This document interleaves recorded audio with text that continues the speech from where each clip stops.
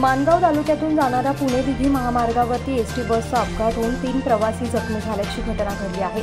सूत्रांकडून मिळालेल्या माहितीनुसार 14 जुलै रोजी माणगाव आगारातून सकाळी 9:30 वाजता सुटणारी एसटी बस माणगाव जामखेड बस क्रमांक MH13 CU 6937 ही दिघी पुणे मार्गावरून जात असताना निजामपूर विभागातील कोस्ते बुद्रुक गावाच्या हद्दीत सकाळी 10 वाजण्याच्या सुमारास पलटी झाली आहे। या बसमध्ये एकूण 29 प्रवासी प्रवास करत होते। या अपघातात दत्तू काशीराम सुतार वय वर्ष 86 तसंच बाबू मारुती शिंदे वय वर्ष 70 आणि विलास सुखदेव जाधव वय वर्ष 72 हे 3 प्रवासी किरकोळ जखमी झाले आहेत। तर चालकाचं गाडीवरील नियंत्रण सुटल्याने हा अपघात घडला असल्याची प्राथमिक माहिती समोर आली आहे। या अपघाताची नोंद माणगाव पोलीस ठाणे येथे करण्यात आली असून पुढील तपास माणगाव पोलीस निरीक्षक निवृत्ती बोराडे यांच्या मार्गदर्शनाखाली माणगाव पोलीस करत आहेत।